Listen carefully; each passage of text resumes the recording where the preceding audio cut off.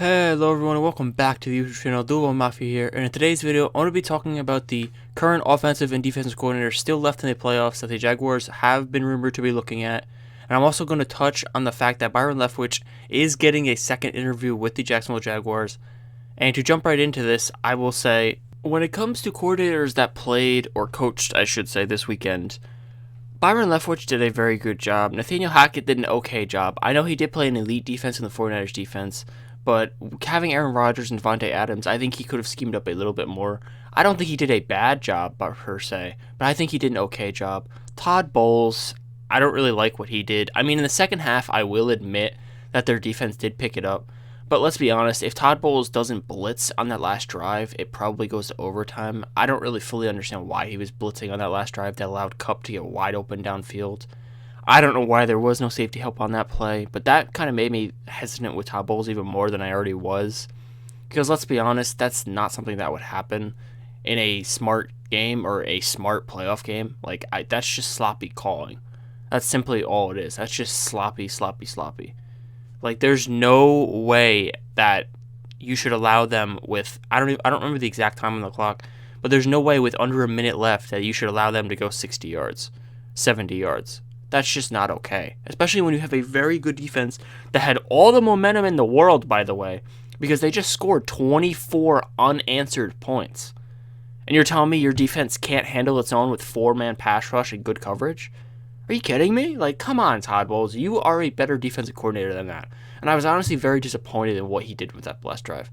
I don't disagree with bringing pressure, but bringing the house and letting Cooper Kupp get behind your defense and get a 40-yard reception or whatever it was and get eventually the game-winning field goal in a very important playoff game after coming back from down 27-3, I just don't really understand that, and I don't like that.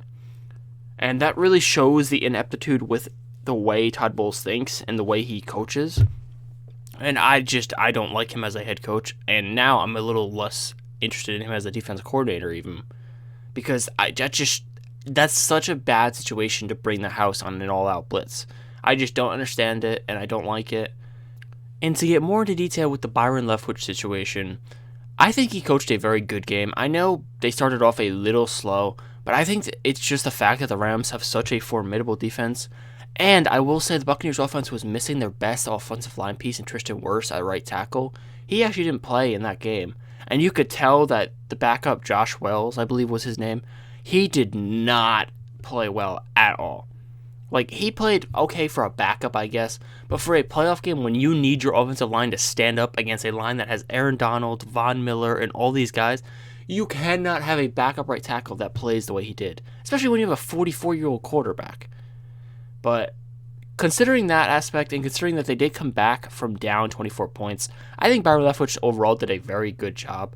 And it is true that Byron Leftwich is the one calling the plays, which makes me happy a lot, because there was reports that came out that said if Byron Leftwich is to leave, Bruce Arians, instead of hiring an offensive coordinator, he would simply just take over as play calling. So this tells me that Byron Leftwich is actually the one making the play calls. And for Nathaniel Hackett, there's not really much to say. I know they played a very strong defense in the San Francisco 49ers, but it's been rumored that Hackett doesn't even have interest in a head coaching job anyway, so I'm not going to get into too much detail about him. But with Aaron Rodgers and Devontae Adams and Aaron Jones, A.J. Dillon, all these guys, he still didn't put up more than, 10 points against the San Francisco 49ers.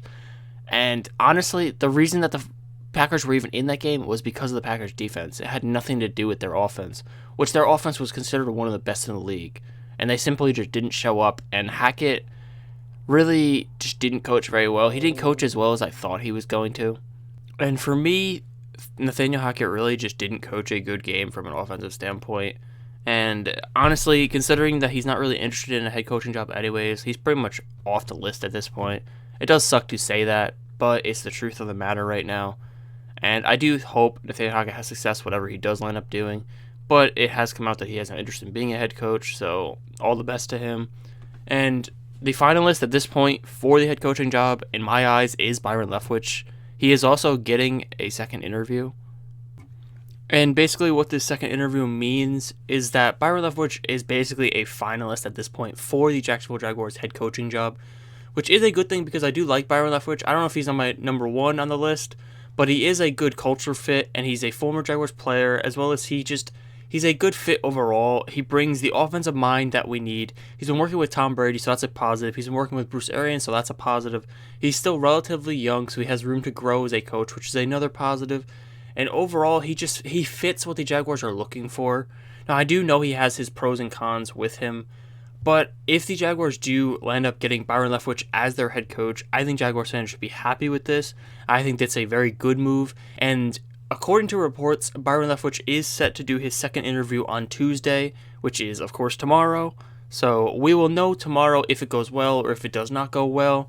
And if this interview does go well, I mean, you can expect it either him to be announced as the head coach or him to pretty much lock up the job and it will be hired at some point.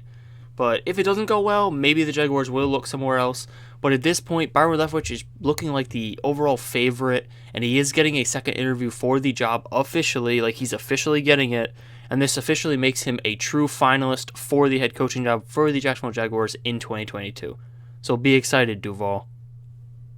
And with this being said, I am going to wrap up this video, so thank you for listening. If you did enjoy, make sure to leave a like. If you are new, make sure to subscribe, and as always, peace out, Duval.